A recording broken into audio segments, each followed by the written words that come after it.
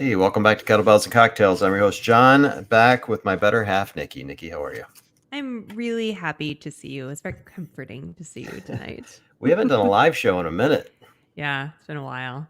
It has been a long while. I have to tell you what I did today. Tell me. This is cool. So it's a little bit of a story. So Thursday was my birthday. Happy birthday to me. Happy birthday to you. And I had planned Thursday. We'll get into this. I had planned Thursday to be like an all CrossFit, all me day, right? Because it was my birthday. I love that. Yeah. And so I bought myself a car. And so I have a car. No worries. Yeah. So I had a new car and plan to do CrossFit. And obviously, as we get into that, obvious reasons why that was poor, but the new car is awesome. And today, this is not sponsored, but have you ever heard of this thing called Magic Link? Have you ever heard of this? I don't think so. What are you holding up? Show me. So I don't know if I can get it close. So it's this little, I'm going to call it a dongle. I don't know what you would call it, but basically what it does was it creates a Wi-Fi connection in your car and allows you to wirelessly stream CarPlay, Apple CarPlay. Oh. So you don't have to plug in anywhere. You can just get in and CarPlay comes on. And because I'm an Apple nerd, I love that shit. It's awesome. And why do but my car has CarPlay in and of itself. But you have to plug in to do it. Yours is wireless already. Maybe I have Magic Link built in or something. You probably do. Some cars have it. Yeah. Mine did not, but now I'm very excited because now I don't have to plug in for CarPlay. I love it. Fancy. I know. I love it. I love that for you. Happy birthday. Happy new car to you. Well deserved, my friend. I'm surprised it didn't have wireless CarPlay because it's a fancy, it's a Range Rover. It's a fancy little car. So yeah. Now I'm pissed that yours does and mine doesn't. So thanks for ruining the story. Jesus Christ. Sorry. Mine's just a cheat. Sorry. That's how it rolls. That's all right. Well, thanks for doing the live show tonight. I needed some company. It's just me and Bean. I'm entering my cat lady era. It looks good on you. I'm not going to lie. Yeah. Does it? Yeah. Me and Bean spent a lot of quality time together. You know how pets are empathetic? For sure. Bean is not, but he should be. No, he is a little. He had moments over the weekend where he knew I was sad and he'd crawl up on my chest and like cuddle, and then I'd touch him and he'd bite me and leave, so you just take what you get. He's an empathetic asshole. That's what he is. Pretty much. Yeah. I feel that. I totally feel that. I had like a flurry of emotions all weekend long because obviously we're going to get into it. It's been very tough emotionally for everyone. And at the same time, we celebrated Hunter's birthday over the weekend. And I just felt really I felt very bolstered by love because we had family in town and we had this very joyous event to celebrate. And so I was happy for it because I felt like if I didn't have that going on and I didn't have a party to plan and I didn't have family in town to entertain, I very well could have been consumed by my own thoughts and how difficult things have been. So it was nice to feel very bolstered by love all weekend long. How was the birthday this year? Is he into opening presents now and excited about? Totally. Yeah. Oh my God. Yeah. Yeah. He's into opening presents. It was a Spider-Man themed birthday. Nice. So that's what I had. Prime. That's awesome. Perfect. You guys could have had a shared party. Yeah. It would have been awesome. I wore my underoos and everything. Perfect. I know. I got Matt and me. I got him a Spider-Man t-shirt with the number 3 on it. And I got Matt and me t-shirts that say Spider Mom and Spider Dad. So Matt can officially start hating me now for my party my parenting and my party planning. But no, it was nice. He's definitely at an age where that kind of party felt really magical to him, where really all we did was have people over in the backyard and blow up a bounce house. But it was enough to make it really epic for him. So that made me smile. That's good stuff. Yeah. Well, look, I think being around people, being around community, I've talked to more people this weekend than I've talked to in forever. Just literally just checking on people. Yeah. Which I'm a pretty independent dude. I don't spend a lot of time just straight up DMing people going, hey, how you feeling? But I bet I sent 6 dozen of those messages over the weekend, just to friends and, acquaintances and people I know, both within the organization and outside of the organization, just to see how they were processing everything. It was really kind of it was special and sad and I don't know. It's hard to describe all the emotions that came with that, but if there's a silver lining to that, getting to connect with people you don't talk to very often and to hear from them is always special and nice. So yeah, for sure. And I'm glad to be doing this tonight because I think it's really important that we have a space that is thoughtful and discussion about everything that happened over the weekend that is respectful and can also be opinionated, but makes room for the complexity of the situation. Because the internet is a hot garbage fire right now. And I gotta be honest, like I felt like I was drowning in content over the weekend every time I opened up Instagram.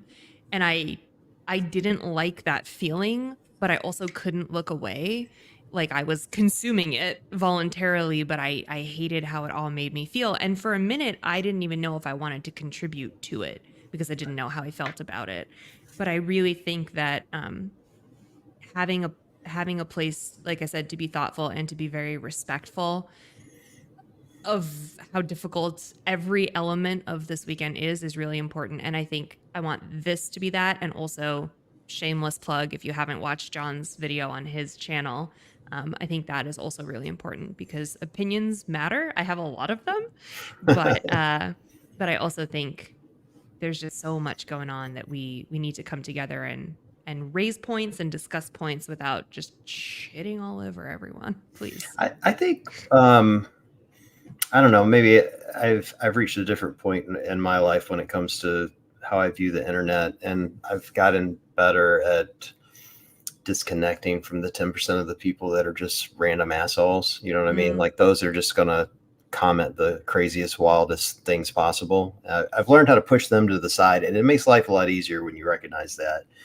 And as I've become to recognize that, I do, to your point, like I was flooded in all that same content, and has been very, I'm not sure if interesting is the right word, but it's been a lesson to see people come together in grief. And they're coming together in different ways. So to your point, there's a lot of varying opinions, and that's okay. But seeing people come together to mutually grieve has been quite a lesson within this community. And my hope is that it binds us all together and we don't forget this. Yeah, for sure. For sure. I also am now just realizing that I said I was drowning in content, which was a horrible word to say. And I'm so sorry that I said that. And we're only 5 minutes into the live stream and I've already misspoke. So I'm sure there'll be a, you know what? Here's the thing about, I apologize for that. Here's the thing about grief though, Nikki, and like situations like this, there's no right or wrong thing to say. Like you can't, you know what I mean? Like turns of phrases like that. I understand what you're saying, and you're a consummate professional, so I appreciate you recognizing it. But I think we become far too hard on ourselves. Yeah. As we're trying to come to grips with what happened without actually just coming to grips with what happened. You know what I mean? Like it's just an interesting way to put it. Yeah. It's just really hard. So, don't be hard on yourself. Well, I wrote down a couple things, and I know we have people in the comments who are sharing how they feel and some things to discuss. And I got a lot of notes on Instagram today, some really interesting things that I want to kind of discuss. But the first thing that I wanted to say was I feel so incredibly affected by this.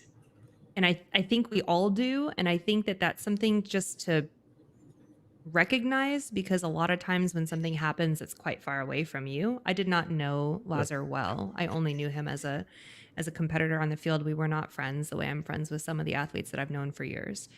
And yet I cannot stop. I cannot stop thinking about it. I cannot stop grieving the situation. And I find that really interesting because it wasn't someone that I knew personally. And I think a lot of times when something feels however many degrees of separation, it doesn't always affect you like this, but I feel wildly affected by how everything happened. Do you feel the same?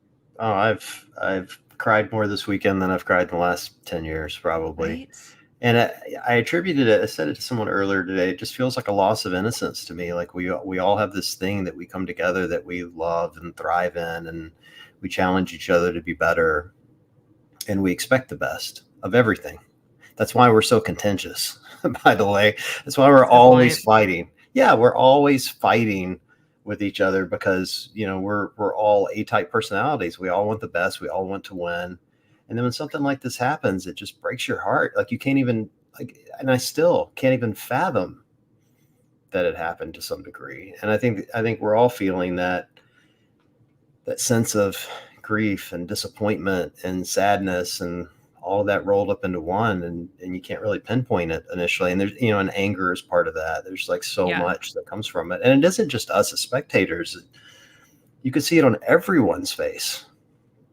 You could see it on the athletes. You could see it on the, you know, the people in the crowd. You could see it on Dave and Don and, you know, all the workers and everyone that was there. Like no one is unaffected by this. And it's just, so to your point, I think it's natural that we all feel that way. I didn't know him either at all. Like he wasn't even on my radar, but you know, I don't follow the sport that closely anyway, you know, and you know, I'd heard of him and I knew he was a top athlete but you know, the more I heard the stories over the weekend, he just seemed like a beautiful soul. Yeah. And I think that was the thing for me. It was like, this is, you know, from what everyone was saying, this is the best of us.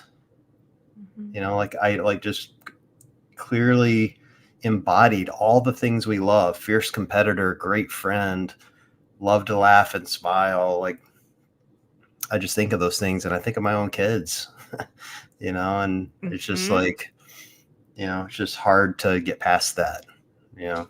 But yeah, I think that was a huge thing for me. Like I do think your perspective on everything changes after you have a kid. And what I cannot like just shake from my mind is like that was someone's baby boy.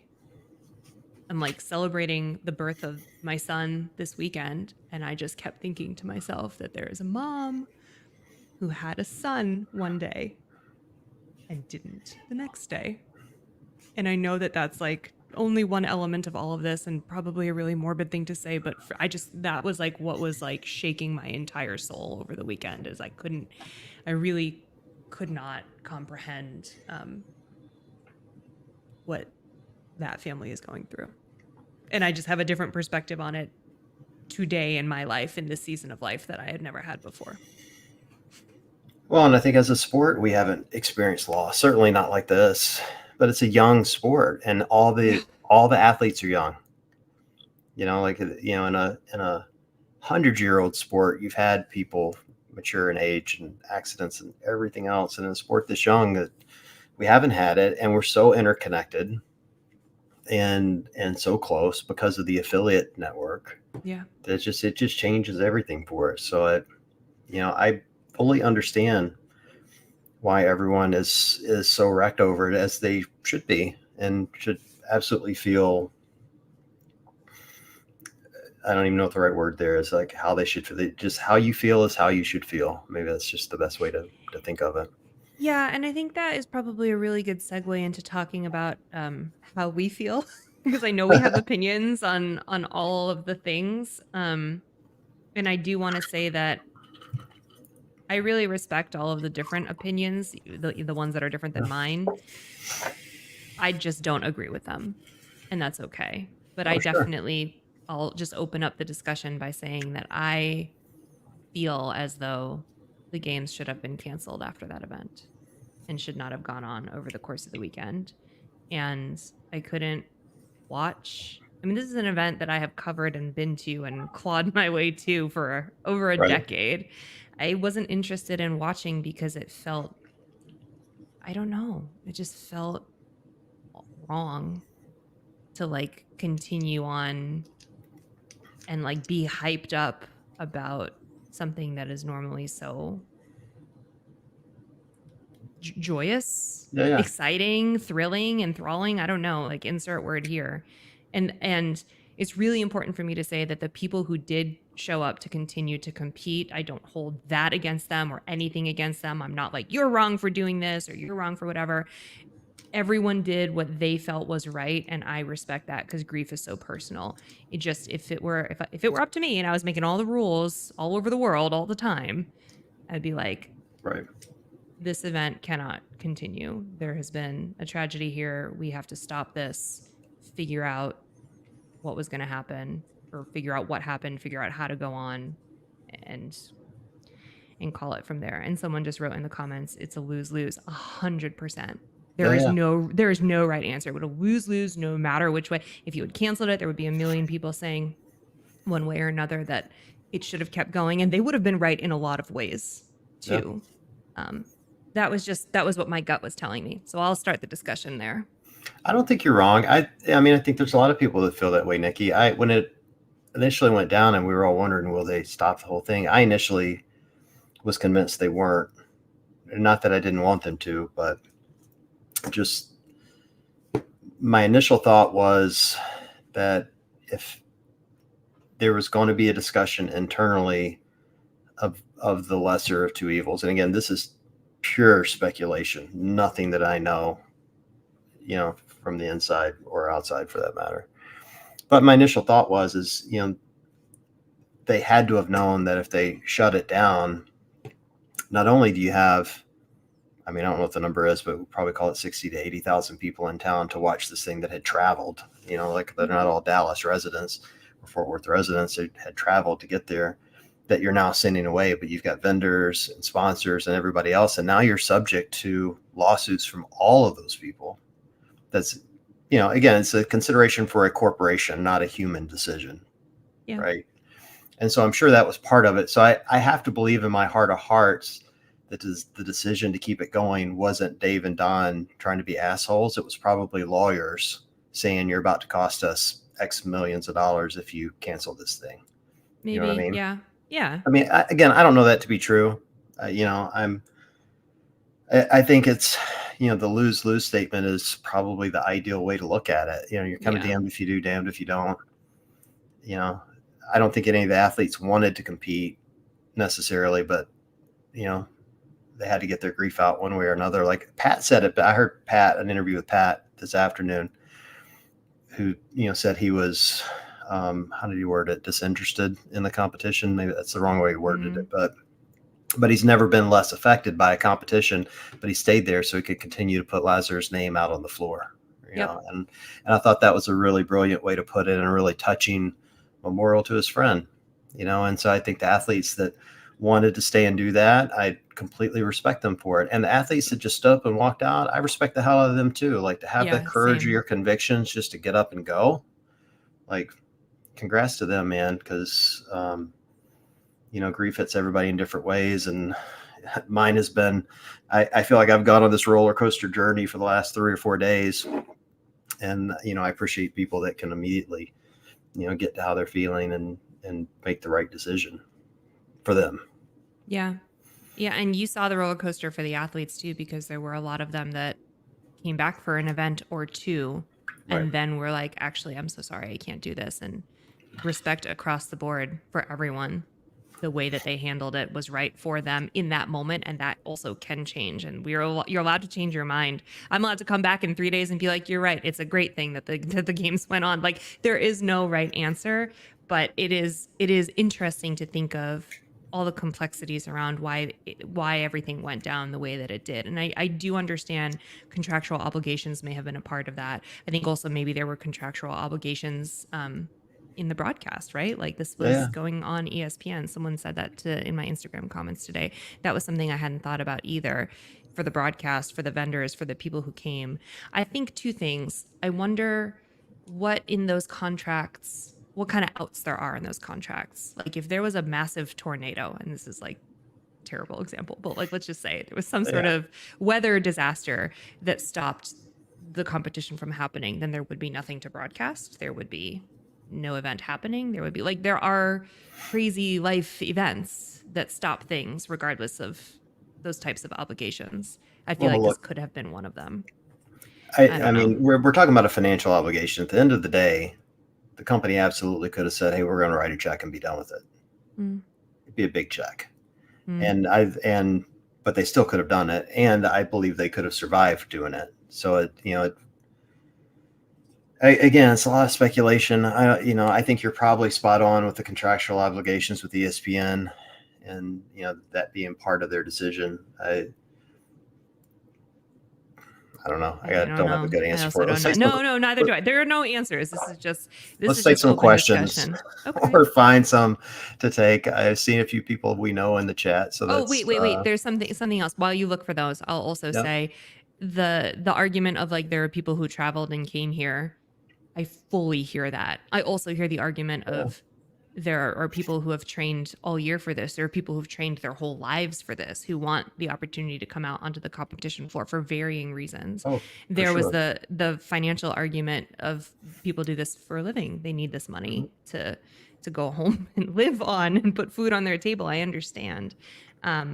There were so many interesting points brought up, like should they have made it an exhibition and just kind of like taken the prize money and split it amongst all the athletes as compensation for getting there? Should they have taken the money away and donated all the money to the Lazar funds and then just let the athletes do whatever they wanted to? There were like so many interesting ideas floating around.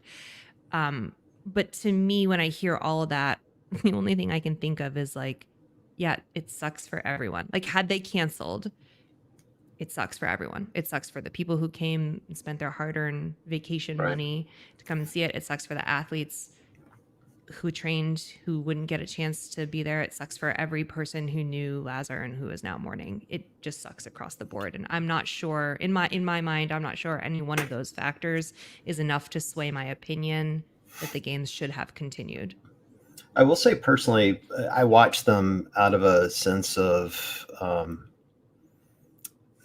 I wanted to be close to people I knew. You know what I mean? Yeah. And we know some of those people. So like I watched because I wanted to see Saxon or Danny or James or whoever, people that we've talked to before. And then and you got to see people on the sidelines. Like I saw Scott from Clydesdale on the sidelines once, and like it's nice and comforting to see people well on the screen and doing the same thing you're doing when you're grieving. And so I can respect that people got that experience. I can absolutely understand though how some were nauseated by it, because I've heard that from plenty of that. They said they couldn't even turn the TV on, and I get that too. Like I had moments of that feeling, like where I would watch it and the crowd would be cheering loudly, as they should be, because they were doing great things. At the same time, I'm like, man, should we be cheering? Like you have all these conflicting emotions, and so I understand why there's such big opinions on both sides. Hopefully, and I pray that we never have to debate this again, and this is a one-off, but not fun. Let's find some questions in here. Okay. Maybe have something light, like John, what's your favorite color? What did you eat for dinner? I saw Hiller in the comments. Good to see you, Hiller. I've talked to him several times this weekend. All right, let's see here. Anyone got a good one? There's so many questions. I can't source through them. Matt Frazier's in here. I think it's the real Matt Frazier. Dave said definitely. 70%. Yeah, it totally looks like him too. That's an interesting. Yeah. Yeah, I saw this. Dave said 78% wanted to proceed, but reading the athlete's post, the percentage doesn't seem right. I fully agree with that. It doesn't seem right to me either, but I'm not calling Dave a liar. Just like, I think that percentage may have changed over the weekend. Like it may have decreased as the weekend went along. I think, again, another vote personally for the games should not have continued after that event is I think it put the athletes in a really impossible position. I don't know if anyone, to your point, I think that they are entitled to change their mind and feel up and down as they process everything that happened to them. And I think saying we're going to continue, you can or can't come, depending on whatever you want to do, puts them in an absolutely impossible spot. In the very similar way where people have been asking me a lot, like, do I wish I had been there? Am I glad that I wasn't asked to come back, which is a really weird way of phrasing it, but you know what I'm saying. Like I wasn't there on the sidelines this year for the first time, and how do I feel about that? And I think if it were me and I were there and I found out that they were continuing, I would have a really hard time doing my job. And I mean, like I would have a hard time saying, okay, I'll show up at 8 a.m. tomorrow, but there's this like professional in me that would have a very difficult time walking away from the thing that I said that I would do. And then to your point, you know, being around your community and the people who are going through the same things that you're going through, and being able to hold a microphone up to an athlete to give them a platform to speak from their heart, that would have been really important to me. So I would have been very conflicted, and it is just complicated to think about. Yeah, I think, the decision, asking an athlete to decide should we go on or not, is very difficult it's very conflicting for them. And the fact that they just lost a close friend or someone that they knew, well, and many of them love dearly.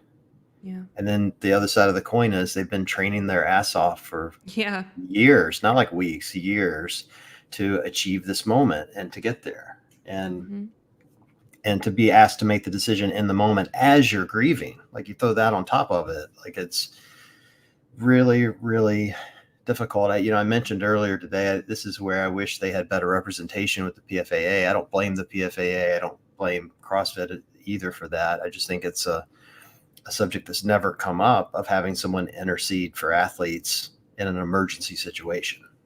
And that's where you need someone that's, I don't know if dispassionate's the right word, but you kind of need a lawyer in the room that's going to, collect the info and take it back to the athletes and present it in a way that's going to make sense and help that move along.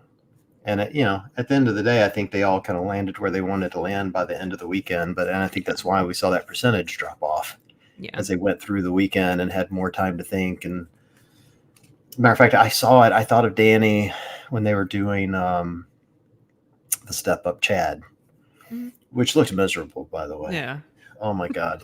But I was sitting there thinking, man, you got an hour to just think. You know what I mean? Like, I don't know if you've ever done Chad, but I've done it. And all you do is just sit there and think about everything, And so now you're grieving and thinking and how hard that was. And, they had a couple athletes that dropped out kind of immediately after that. And I'm sure that contributed. You get an hour to your own thoughts, and, it's just terrible. So I don't think Dave's message of 78% was unauthentic. I think it was the number at the time, and the number changed over the weekend, would be my guess. Yeah. And I can understand the people who in that moment also didn't know what to do. And they were like, let's leave it up to the people who are most affected by what's been going on here. Right. I get, just because I think it should have all been canceled doesn't mean I don't get that was a very logical thought at the moment, at the time. And I had also heard a rumor, and I don't know how true this is because I was not there, but I had also heard a rumor that Lazar's family was pushing for everything to continue because that's what he would have wanted in his spirit and his memory. And I also fully respect that. And I think that needs to be taken into consideration as well. I just wasn't privy to those conversations. So I don't know how it all kind of like mooshed together in order to figure out exactly what the decision was going to be. Somebody asked in the comment section what I was drinking, and I'm drinking High Noon vodka seltzer because I'm a basic B. It's great. Yeah, I approve. I approve of this drink and message. It seemed like a good Monday. I'm still on vacation, so it seemed like a good end of vacation drink. That's whatever. Perfect. Yeah, I know. Perfect. I know, right? What happens now, John? Like, what kind of investigation? What kind of next steps? What kind of I see all sorts of things flying around the internet. People being like, are they going to be sued? Is there going to be some sort of, I don't even know what. Well, funny you say that. I had a long conversation with a lawyer today, so that's one topic. On a podcast, I wasn't suing anybody or getting sued. It was just it was on a podcast but it was on this topic. Well, the first thing is the third-party investigation that's going to go down, and I'm going to make an educated guess that Fort Worth or whatever municipality they were in will have some sort of criminal investigation. So those two things have to be completed. The third-party investigation is basically going to allow CrossFit to get an unbiased opinion of what happened. Like, you obviously don't want to rely on employees to tell the story to Don, right? Like, that's just not a good idea. No one's going to feel obligated to tell the truth and the whole truth typically when they're worried about themselves. So having a third party do it is smart. I don't know the details of who the third party is, who hired the third party, who they'll report it to. This is pretty common practice in a corporation. Like, I'm positive as I can be, that this is a board decision or something that they would have recommended. I mean, Don may have made the recommendation, but that's a corporate play. When something traumatic happens, you bring in a third party to investigate. It gives you some, an arm's length away from the investigation and allows it to proceed. And then you can use that when you get the report in to make your decisions that you have to deal with HR on. If, like, as an example, if they have to terminate someone, sure, that third party investigation will allow them to do that without bias. So no idea how long that takes. If I had to guess, going to be a couple of weeks. Someone asked in the comments, which makes you think there's going to be a criminal investigation, because there almost always is. You can look at, who's the Baldwin guy? The movie star Baldwin, who shot Alec that. Baldwin? Alec Baldwin. Yeah, he shot someone. Who accidentally shot someone on set. Yes. And got charged with manslaughter for it. Mm-hmm. Like, there's almost always, whenever there's a death, there's going to be a criminal investigation, which is, seems like a harsh term, but they've got to check to see what happened. Yeah. Which it's not surprising. And that's no indication that anyone thinks anything happened from a criminal standpoint. It's just part of the process. Totally. Yeah. So they'll do that. I think once you get past those two things, I have to believe CrossFit's in crisis mode right now. Getting together, deciding what their immediate next steps are. And my hope is that their immediate steps are trying to figure out how to heal the community itself. This is a massive breach of trust. That's just the best way I can put it. Like, I think that's how the entire community views it, is, this is that loss of innocence I mentioned, and they have to figure out how to get that back quickly. You'll never get it back. I should rephrase it. You'll never get it back, but they do have to figure out, how do you move forward and get the community to start trusting you again? And that's a big ask. I mean, yeah, let's be honest. They've punched themselves in the dick for the last couple of years. So yeah, that's a bad way to put that, but no, I get what you're saying. I'll be really curious to get a better understanding of how the organization itself, like, holds itself accountable.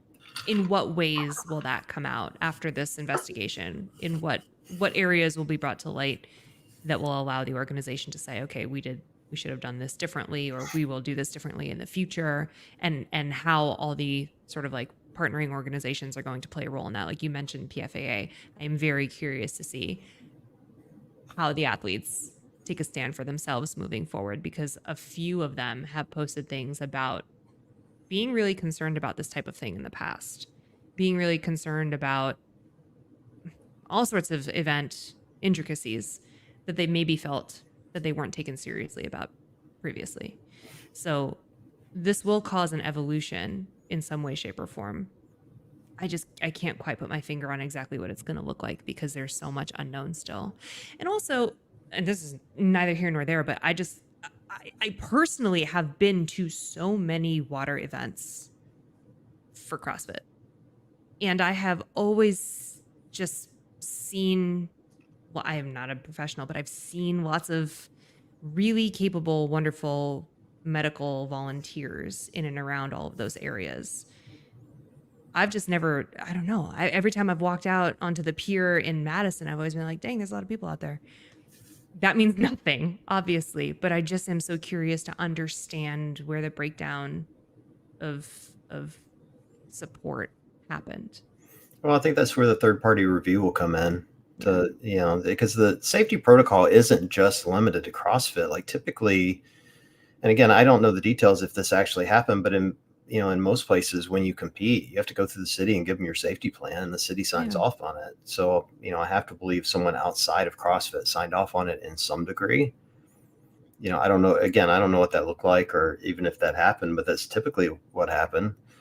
And, to your point, swims in any competition are dangerous. Like, now that we're all becoming experts on this, unfortunately. Yes, of course. Yeah. And, starting to look it up and, Google it like everybody else is relatively common within triathlons. I mean, you're more common than I would have ever imagined. Maybe is the better turn of phrase there. So I don't know. I mean, to answer your question, I think we'll come to find out if there wasn't enough, or if there was, if they had adequate. I think we all have an opinion on it from visually watching it. And, for me, the final answer is, did you get the person out of the water or not? And the answer to that is no. And if you didn't, then you didn't have enough. And that's, incredibly sad to say it that way, but it's just kind of the truth, Yeah, it's tough. Like, I want to like not have an opinion on that part of it until we get more information, but it is really hard to ignore a lot of what you could see on the stream and a lot of the commentary that you've heard from people who were there, and the story of a spectator jumping in and trying to help but being turned away. Like, it's just really hard to ignore that stuff. Yeah, I think while we wait, it's shaping my opinion before I get the information that I need to shape my opinion. If the last couple of years has taught me anything, is don't believe everything you see. I know. Even as you see it live, like you're still not seeing the full picture, but to your point, I think we still have opinions on it, and that's okay. I mean, I'm kind of taking the tact if I want to wait and find out more information. Yeah. Before I know if my feelings are right or not. I mean, I think that's part of it. It's just, I think for all of us, it's so confusing for all of us, because Lazar was a world-class swimmer. And I think that's one of the things that has us all so broken up about this, is that, this wasn't, an athlete that did not have experience doing this. And so that's why it's so confusing, I don't know, just end to end. I can't wrap my brain around it, but that's it. Is really hard to just accept that this even really happened. Does somebody else feel that way? Like, as all the information was pouring in, I was like, this can't be real. Like, it doesn't feel real. And time was like slowing down as all the rumors were starting to fly and all the information was trickling in the very beginning. It's still just wild. I don't know what this question is, but somebody just gave us money, and no one's ever done that before, because we don't run a big time show like Savan. So I just wanted to say thank you for whoever just gave us cash. Thank you for that. But they say I'm gonna read the question because they paid us for it. The rest of you guys can do that too, and I'll read all your crazy questions. In my personal opinion, you really can't blame it on the workout, because if you're trying to find the fittest on earth in the world, but you can blame it on safety. That makes sense. I mean, I understand that. I understand that viewpoint. Sure. I understand it better with the $10 he paid us. So thank you, CrossFit Cash. Hey. You guys can say all kind of rude shit to me for money. Knock yourselves out. And he may even put it up on the screen. I will. What you say, the rudest shit you want, I will put it on the screen for money. I have no shame whatsoever. There's so many comments. I wanted to go back and find questions. Okay. Well, I will. Here's one. Can you pull it up if you have it? Can you pull it up? I don't know. I can't. You are the only one with that. Okay. Well, tell me what the question is. Okay. The question is, effectively, like, are we going to see suspensions or resignations from CrossFit? What is your opinion in that respect? Look, hold on. Wait, before I get to that, Trish gave us $2. Thank you, Trish. Thanks, Trish. Trish and I talk guitars occasionally, so Trish could have saved the $2 and I still would have shown that, because we like to talk about guitars. That's a tough question. This is a corporate question. Well, yeah, I mean, common sense would tell you somebody's getting fired. I mean, you don't have a failure of epic proportions and someone doesn't lose their job. I mean, I can speak to a great experience to a lot of tragic situations that have happened in my line of business for the last 20 years. And that's exactly what happens. Like, you know, there's a lot of hard looks at it, but then, you know, there's also the other side that you want to finish the investigation, because it absolutely could come back to a fluke, like something that wasn't preventable. And if that's the case, then no one does. but you would probably still see massive changes in the way the business is approached and, how they handle safety and that sort of thing. My gut tells me you're going to see a few people go. Yeah. I won't say who. Okay. Extra Sloppy said, I love Lamp for $2. Thank you, Extra Sloppy. We're trying to have a meaningful discussion here, people. No, I like this game. This is a good game. I like this.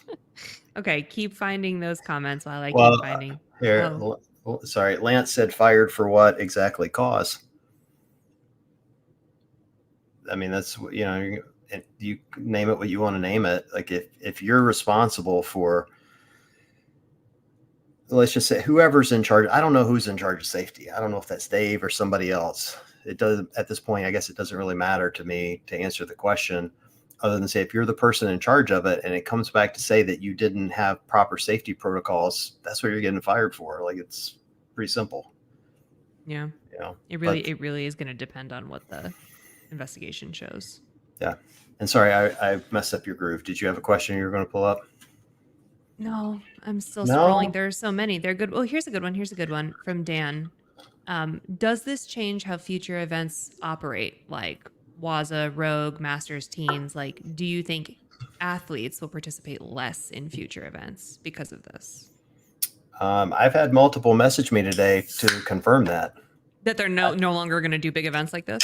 I had a semifinals athlete that I won't name message me to talk to me about the video I posted earlier and said to me, I'll never compete again without massive changes. That's a direct quote. So, I mean, I think that, the athletes are all, you've seen it in posts by a lot of our favorites, whether it's, Vellner, Fikowski, whoever, they're feeling this. And those that feel like they haven't been hurt before are certainly going to correlate it to this event and going to carry it over. So I think you could see some of them back out. I think you're more likely to see what you mentioned earlier, Nikki, which is this will likely be the event that gets them to come together. Yeah. And it's, that group that'll solve a lot of it. Taylor Smith has a question for $10. Thank you, Taylor. Love you too. My God. Imagine you just met all your family for an out-of-town reunion and someone passed. Would you cancel the reunion and send everyone home? Well, I'm from Mississippi, and we have a lot of food at these reunions, so there's zero chance I would let them cancel biscuits and gravy. That part I can tell you with great experience. Biscuits and gravy is tasty, man. It's a legit question, though, because this is so much more than just a fitness event for a lot of people, right? Like I've said a million times, it's like, it feels like Christmas, right? It does feel like a family reunion, and you oftentimes only see these people a couple times a year, and it normally is like a very high emotional stakes event, right? And that kind of like brings you even closer to people in those moments. But I think what's interesting is the event in and of itself when you ask about it. Like, if you just paid all this money and met all of your family for a reunion and someone passed away, I probably would cancel the party part of it. I might not leave right away. I might still spend time with my family doing stuff, but I don't know if I would do the whole biscuits and gravy shebang, John. Joe P says not if there's 300,000 on the line, and he's not wrong. I could podium in my family. I'm positive I could. I could make. I'm at least third fittest in my family. I can guarantee. I can take old Roy down. I don't know. He might give you a run for his money, for your money. He's turning 80 and still going to CrossFit. Good to his credit. Him. He's the best. I don't know. You got a couple fit babies in your family, I hear. Yeah. Here's a good question for Mary. Said, do you know if CrossFit offered grief counseling? They did, actually. They leveraged the CrossFit Medical Society and offered on-site. And then the PFAA has offered resources to athletes after that. So we've got both that are still doing it. I don't know if there's more that's happened beyond that. Those are the two that I personally know of, but they did. And I thought that was important. I was glad to see that they did that for sure. Here's an interesting comment. I can't put it up on the screen, but I'll read it. Nick said, in motorsport, if we have a death, we shut down the track for the day, begin the investigation, and then go racing the next day. And I do think that it's interesting to look at how other sports deal with this kind of issue, because there's precedent for it across the board, right? And you made that point in the beginning, John, that this is such a new sport still. So it's the first time we've ever really had to deal with something along these lines. But I do think it is interesting to look at the way other sports handle it. But someone else in the comments had written that the context of sort of like watching it happen on the live stream and then slowly figuring out exactly what was going on does change how it affects our community, and how people from outside of the community see it too. And that actually is a point I want to discuss after, but read this comment first. Yeah, significant changes. This is from Dennis. If significant changes are not made, will athletes boycott the games and just compete in Rogue or Waza? Somebody asked me that earlier today. Did I think if the games went away, what would athletes do?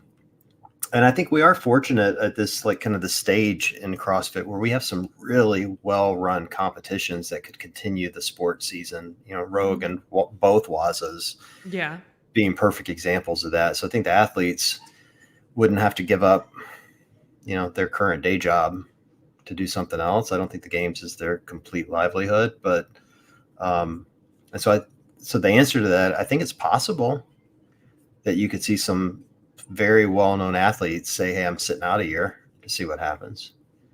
I have to believe that CrossFit's going to move heaven and earth to fix this and to have athletes feel like they have a voice and that their opinions are being heard and that they're actually taking action. But I will also go on record that I've said that about CrossFit quite a lot, and I've been wildly wrong for quite some time.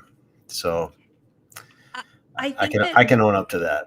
Whatever changes they make, though, those other competitions are going to have to make as well, because I think what people don't realize is there is a lot of overlap between CrossFit HQ events and other events throughout the season. And yes, oftentimes there's different organizers, but a lot of the same people staff the events. So there's a lot of crossover in who organizes and who, gets all the paperwork signed, like the bullshit like that. Like whatever changes come out because of what happened here are also going to have to be implicated in all of these other events if anyone is going to go and participate in them.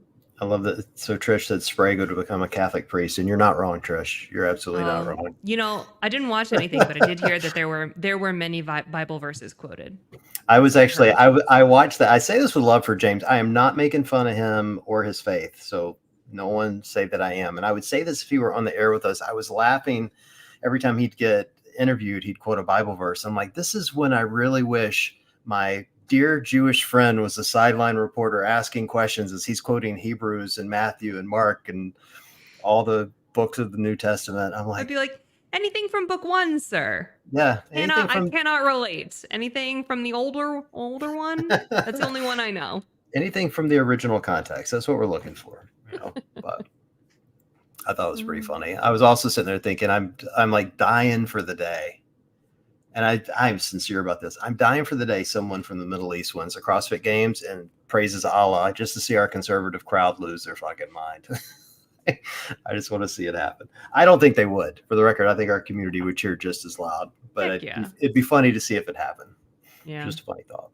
But congrats to James. I love that kid. And to be honest, I was shocked he won. But I'm happy for him. It was a really precarious leaderboard, put it that way. So anything could have happened. Well, I don't follow this. I've said this a couple of times here. I don't follow the sport that close, but a couple of years ago, I went to semis in Las Vegas, and that was the year he didn't get out of semis because he couldn't do handstand push-ups. He literally just stood there against the wall, and the whole crowd was cheering for him because he couldn't do shit. That was so tough. Yeah, but now he's a games champion. He didn't. He didn't do shit. This was like 3 or 4 years ago, and now he's won the games, and I love that story because it confirms what we all know about CrossFit, that if you work hard and you stay focused, you get better at stuff. So here's an important question though. Yep. Is it like fittest on earth 2024 asterisk? Absolutely not. Explain. I said this last year, like I wouldn't have given an asterisk to Laura because Tia wasn't there.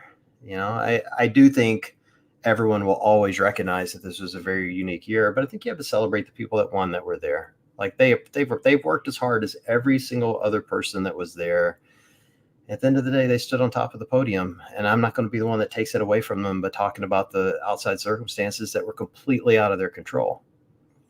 I want to celebrate them. Now, that said, James got to come back and do it next year, and so does Tia and everybody else. So I don't give them an asterisk. I don't take it away from them. I'm going to celebrate with them and congratulate them and move on. Yeah. I really like that perspective. That's not, to be honest, that's not where my gut went first, not because of athletes that weren't there or athletes that dropped out, just because of the circumstances of how they were all approaching this competition with so much grief and, I don't know, like emotional baggage. Like nobody could focus on what they were doing properly. So in my mind, that does give a little asterisk, but I hear where you're coming from. I can respect that. I just had to say before I ask this next question, I'm really loving this. You pay me money and I answer questions thing. We're going to do this every night moving forward. Yeah. Every single night. I'm happy to give anyone my opinion for cash. Just throwing that out there. The Games has historically been a money dump for CrossFit headquarters, or at least we've been made to believe that. Do you think that PE firm will just completely cut it from CrossFit Inc. or sell it to someone else to run? Man, that is the question of the day. I've been asked that question so many times in the last 48 hours. I don't know, man. There's a lot of variables to that. And there's a lot of debate going on around private equity and their role in the company, and a lot of falsehoods being thrown around. So like the common falsehood that everyone throws around private equity is that all private equity does is cut costs and then sell the business. And that's sometimes true. Like that's very true in a leveraged buyout. This was not a leveraged buyout. This was a growth capital deal. In a growth capital deal, what happens is private equity invests in your company to grow it, with the concept being we're going to grow it to a size that it's worth more, and then we're going to sell it. Mm. That's a much different thing than scaling down a company and trying to sell it at a profit. So that changes the dynamics of what they do with the games. What I don't know is whether the games makes money or not. Fundamentally, that's the question. If it's losing them money, then yeah, maybe they dump it. But I can't believe that it is. I can't believe it's making a ton, but I also don't believe it's losing money. And I think this was a year they thought they would be able to prove that it could make money. Yeah. Like from a financial standpoint, those decisions were correct. They put it in a bigger location, cheaper for them to be there. You could sell more seats. You could charge more for those seats. It was mostly indoors. They basically be able to charge more for everything, and it would cost them less to run it, which is what, and they, segmented off masters, teens, and age group. Right. So this was the year I think they were going to go back to Berkshire and go, hey, look at all the money we made. And now they can't do that. So, this may be a question that gets pushed off a year, maybe. Yeah. So. I wonder if their strategy changes, if they do need to recoup money before any sort of like buy-sell arrangement can happen, now we're looking at a longer runway. Let me branch off of that question, just something else that I sort of had in my mind. We've oftentimes talked about live events as either losing money or maybe break even, whatever, across the board. But we also have talked about the games as a potential kind of like marketing effort, right? Like it's a massive marketing effort to showcase the fittest in our sport and also to reach new eyes. Like, right, it's an acquisition effort to get on a network like ESPN and get the name of CrossFit in front of people who may or may not be familiar with us already.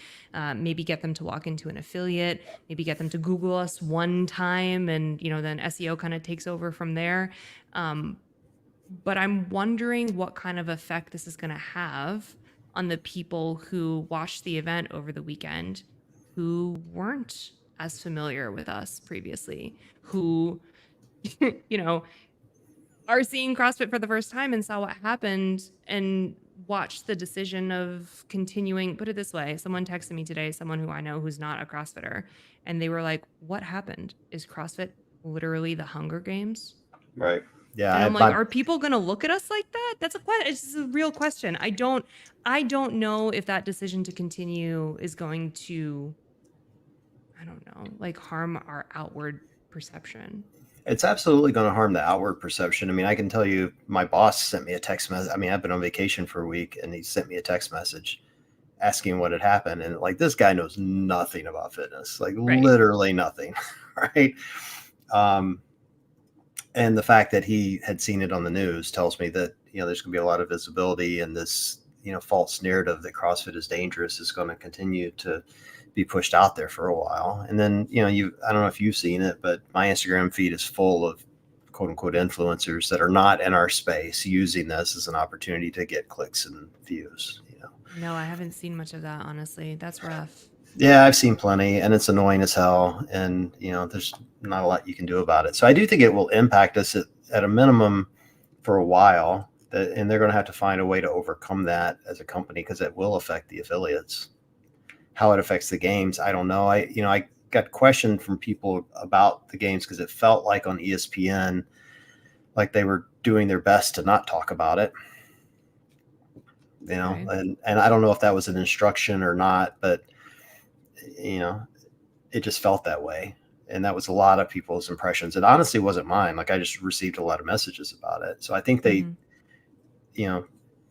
I didn't get the impression from the ESPN feed that that's going to make a big issue for us. And let's be honest, it was on ESPN Plus, which might as well be the Ocho. So it maybe didn't have that many viewers. I don't know, but okay. It's true. I flipped over to ESPN. This is a true story. I flip over to ESPN because that's what it was supposed to be on. Yeah. And in the bottom right-hand corner, it says, this is currently being streamed on ESPNU, because they had previously scheduled programming, and it was cornhole. Literally people playing beanbag toss. I'm like, what the fuck? So then the next day, the same thing happens, but instead of beanbag toss, it was like teenage softball. Now, granted, it was their World Series, but it's still softball.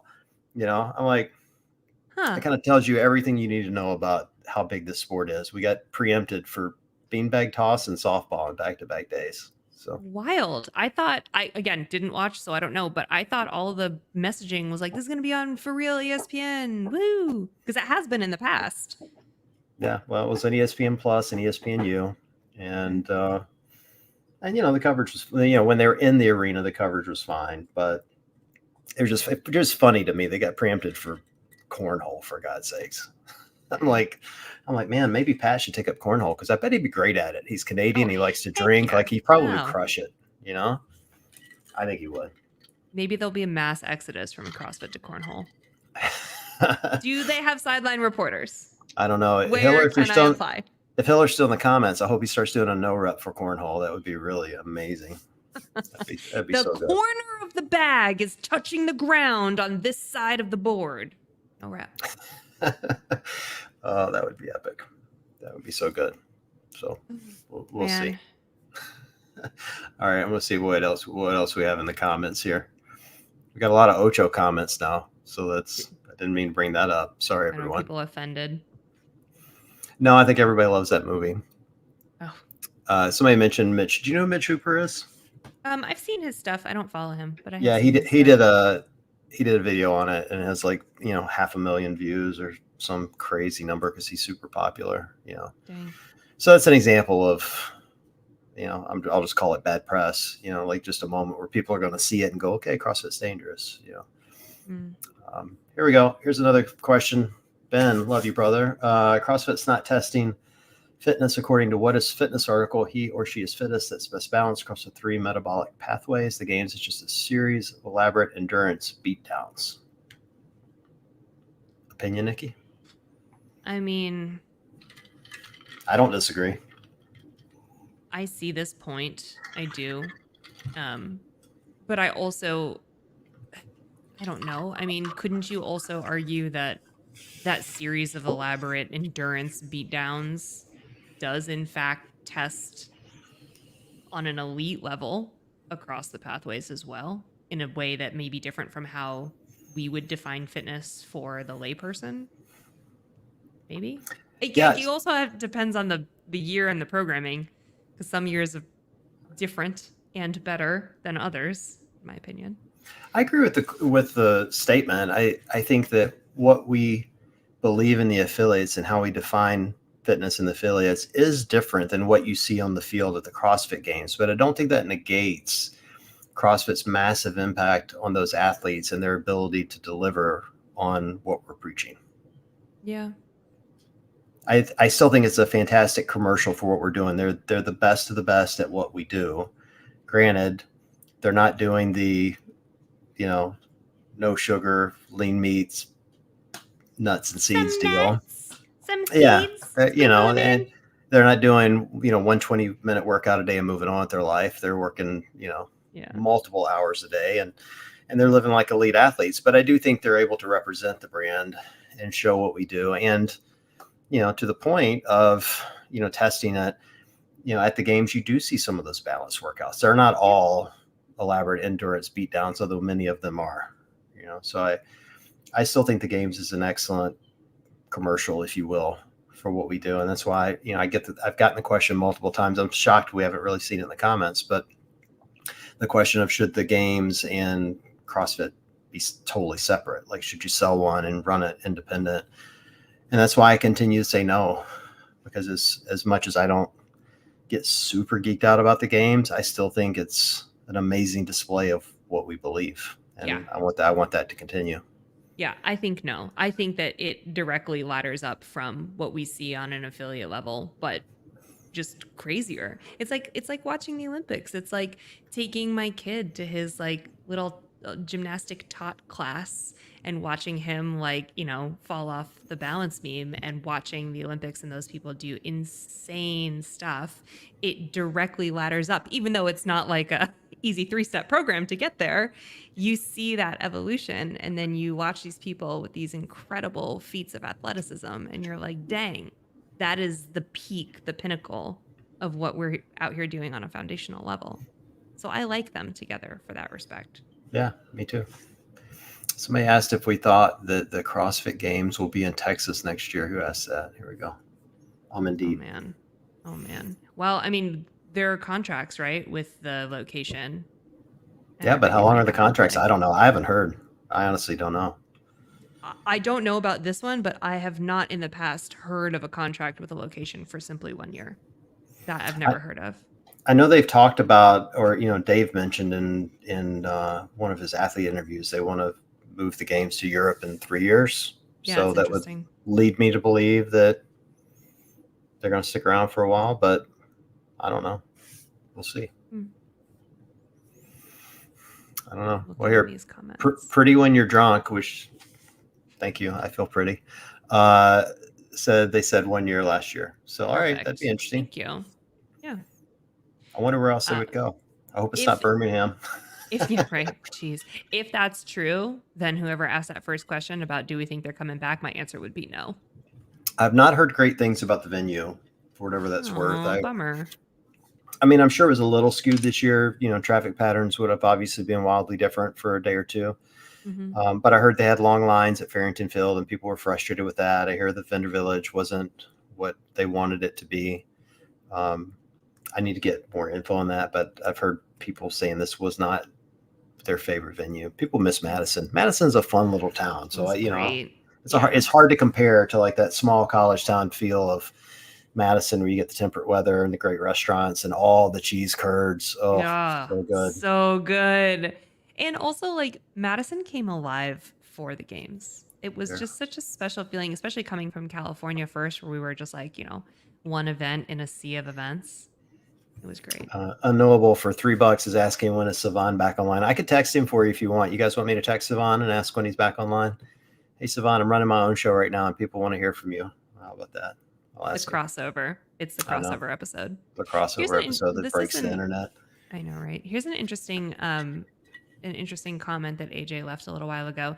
He said, I was at the event with my son. I saved for a year to make it happen for us to be there. We had a good time cheering and bonding and talking about how we all deal with death differently.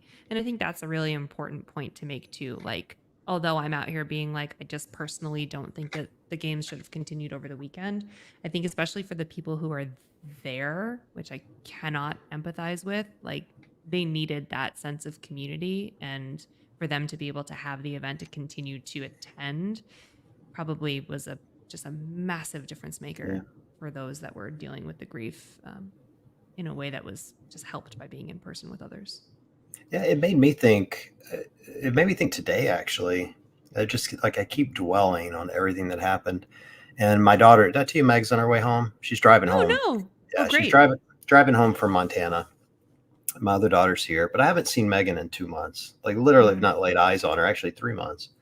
And I've only talked to her twice because she's been in the mountains. And so I've just like been dearly missing her. Like I can't even like almost put into words how much I've missed her. And so I'm super excited she's gonna be home. And it occurred to me that I'm not sure I've ever really talked to them about what to do if the worst happens. Really? Yeah. I mean, like we've joked about it. Like I told them once, like, hey, if dad gets sick, we're going to go to Vegas and I'm going to get some hookers and blow. And that's how I'm going to end it, and they think that's funny, because that's how my daughters roll. But the reality is I'm not sure we've ever had that discussion of what happens to one of us. And, so there are some life lessons to take out of this that, it's a scary thing to talk about, but it's needed. Yeah. Need to have those discussions. Yeah. And I think moments like these really do remind you that life is precious. Oh God.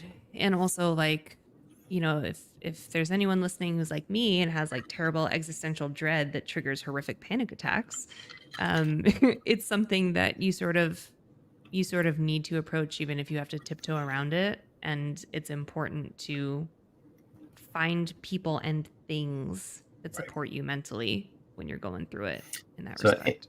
Annie said in the comments that her dad made her a what to do if we die binder that was helpful. I tell you what, one thing I did do once is I told my daughters how much all these guitars cost so they won't get screwed, so someone like Trish won't reach out to them and go, hey, I'll give you $500 for that ES 335 and totally screw them over, So they do know how, they know how much the guitars cost. That's you should put that in a binder. The like what these guitars are really worth binder. Did I tell you that I work with a client at work that does direct to consumer cremation? No. Yeah, it's called after.com, not sponsored, but we totally should get sponsored by them. And they like, you can literally like prepay for your oh my God. Right. You can totally prepay for your cremation online. And originally I didn't want to take the client because I was like, I cannot talk about death at work. It will send me into panic attacks. But we ended up taking them on because they actually do really great work and they make it very affordable and they like take care of things for families who are grieving. It's a wonderful service. And the ads that work the best are the ones that are like funny, because the people who are legitimately planning their passing, they like think it's hilarious. We have like an ad that talks about like, when I'm cremated, just put me in a Pringles can. And I was like, are you serious? I can't send this script to the client. And they were like, yeah, no, do it. I'm gonna tell my girls to get one of those Deadpool popcorn buckets. It looks like Here we go. Yeah, here we go. Put me in there. Trish said, "Niki, you're Jewish. The existential dread is baked in," and I think that's absolutely accurate. Amen. Ain't that the truth? All right, what do we want to wrap up on? We got any other questions coming in? Let me scroll. I think I pissed off a few Southerners by saying don't go to Alabama. I lived in Birmingham. That's why I said don't go to Birmingham. It isn't that I don't love Birmingham. I've just been there before. I like new cities, like that's all. You like new cities. I thought you were just continuing to dig your hole. No, I don't like it. I've just been there. Yeah, it's not that I don't like it. It's just, it's a terrible place. No, no, it's the South. Like I'm familiar with the South. I'd like, if it's going to go to a new city, go somewhere I haven't been before so I can check it out. That's all. Yeah. That's all I'm saying. Be fun. And they've got, the Masters events there. So they've already got one event in Birmingham. No reason to do a second one. So fair. Yeah, we'll see. I'm wondering what changes they'll make to the Masters and teen events. Yeah, that's a good question. And are people going to start pulling out of those events too, just because they don't, I don't know, because they're nervous or because they don't want to be associated? I don't know. Well, in the adaptive games, I think that I hope that they're putting a lot of thought into what that looks like how they're going to address the athletes. I think it would be very short-sighted to think, as an example, that the teenage athletes aren't impacted by this. Mm-hmm. And I think it'd be very short-sighted to think the adaptive athletes aren't impacted by it, or the masters athletes. I think everyone has felt this. And so I think making sure that they have a good communication strategy and plan around those three events is going to be important. And like I've critiqued this before, so I don't feel bad saying this. They've kind of already fucked up the how these events are being run. Like you've got two of them on the same day, and the adaptive athletes are going head to head against Waza. So, and no one can give me a clear answer on whether they're actually going to be streaming on the CrossFit YouTube pages or on their individual pages. So the communication strategy has already been a little screwy. And so I think they need to really look at the human element here and really get in touch with these athletes and talk to them and make sure they're feeling okay and re-review their strategy for what the workouts and the event calendars look like, to make sure the athletes are feeling really good about it. So We'll see. And that really needs to be communicated to the spectators, to the fans, to the community. All of this needs to be open channels of communication moving forward, because nobody is going to have faith in whatever is coming down the pipeline in terms of events unless we understand that things were changed from this moment, like this ground zero moment, moving forward, affecting the entire community, every event down the line. Yep. Here's a question from Annie. Do you think CrossFit will release the full results of the investigation? I do not think they will. No, I don't think they will. I don't think they'll be able to. I think they're going to be as transparent as they can be, but the investigation will likely involve details that involve employees of the company. Not saying those are salacious details, it's just their names are going to be involved. And from a HR, human resources privacy policy, they're not going to be able to just simply release that to the public. The flip side of that is it's all discoverable in court. So it will get released at some point, just not to us. Yeah. And it might, if it doesn't settle, I'm assuming some sort of lawsuit, and assuming a court case, and those are two different things. So in a settlement, there's no chance we're going to see it. It's going to get sealed. In a open court case, we might, but assuming anyone wants to go hunt it down. That's what I was going to say. Is that he'll hunt it down. That's his. That's your forte, Andrew. Annette Rivas would never allow that. You'll get the details, Hiller. I have faith in you, bro. Total faith in you. Freedom of Information Act paperwork is quite extensive. He'd be the guy to do that too, to actually figure out how to get that paperwork done and get it in. I want to see it happen. Man, and I'm so torn between I want to know everything. I want to know every detail. I want to have an understanding of what the heck was going on here, and almost too much information out there is going to set off all these witch hunts, and people are going to, truly get thrown under the bus, even if they don't necessarily deserve it. And that's the scary part that's why I really wanted to have this discussion and have it open and honest and communicative and respectful, because there's too much of that's not happening right now. You can have differing opinions and just let it happen. I was thinking today, this is serious as it sounds, I want everybody asking questions, and particularly those that have a big voice, the Hillers of the world, the Coffee Pods and Wads, the Clydesdale, Brian Friend, Savan, whoever. We don't have to ask the same questions. I want everybody asking questions. Make CrossFit answer them. It's kind of the same concept as I want the athletes to band together to be able to speak up for themselves. All of us have been, in one way or another, quote unquote media without feeling I thought of this weekend. I could just give you an example. I've never wanted to be media, and this thing happened. I'm like, fuck, I really don't want to be media. Mm-hmm. And then at some point I'm like, I kind of have an obligation to ask some questions because people are looking to me to do it. And I think of those that are so much better at this, like Andrew's a great example, someone who's really good at it. I want people to ask questions because I want us to get the answers, and the more of us that are raising their hands, the more you're forced to. Yeah. No, I felt the same way. I texted you last week and I was like, I don't know if I want to do anything on this necessarily. And then it just became so glaringly important to have these discussions that. Yep. Here's a very excellent point by Kevin. People don't have to be doxxed and be a subject of a public beatdown in order to pay for their mistakes. And I fully agree with that. Mm-hmm. What I don't want to do is call for people's firing. I don't want us doing that. If that happens, it happens. I'm going to let other people make that decision. I don't feel we need to throw people under the bus. And, I feel like I saw it in everyone's face, Don and Dave being the two public faces of it. But I've talked to others that have, kind of sideline jobs that, most people have never heard of that are just devastated. Yeah.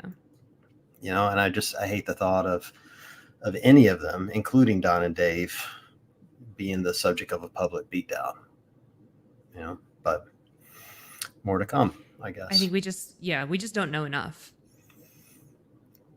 For sure. But it is tempting sometimes, isn't it, when you're angry, to just want to burn it the fuck down. It's tough. It is really tough. And there's so many parts of me that are so angry. But I don't have enough information to say anything. I've learned that lesson in a smart way. the last year. I quit saying stupid things when I'm angry. I've made plenty of those mistakes. So it's tough. I'm just saying I'm trying to be better. Yeah. Trying to be better. Yeah. All right. Do you see anything else in the comments we want to answer? Anybody else want to throw like a free $100 at us? It'd be great. I'm all in. We'll answer your question. No, you know what? I think it's important to mention that there are two GoFundMe accounts that are raising money currently for Lazar and his family. This type of tragedy oftentimes has just a lot of financial repercussions, which is the last thing anybody wants to think about when they're grieving and dealing with all this stuff. So the links are floating around everywhere. They're in my bio on Instagram. I think you can probably drop them into the description of this when you upload it. And if you are able to, that's a really lovely way to show your support.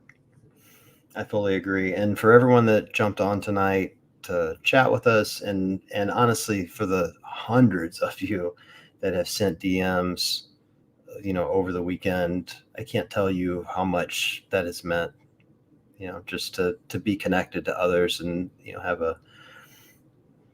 the opportunity to grieve together has been, special isn't the right word, but it's certainly been touching, and I'm grateful for it. So thank you to everyone. Yeah, that's a really nice way to put it. Yeah. All right. Well, Niki, do me a favor. Hug those boys for me. Give extra tight. You know it. Big smooches on the cheeks. For all you guys that dropped in tonight, we love you guys. Thank you for what you're doing, especially those of you that paid us money. You're our new favorites. Thank you. I didn't even know you could do that. I didn't either. I didn't even know we had that set up. So I feel like I've missed out on asking for that for a long time. Anyway. Oh yeah. Thank you guys everyone for coming in. This was really special. I love to see everybody coming together. Absolutely. Thanks for joining, and we'll be back next week. Take care.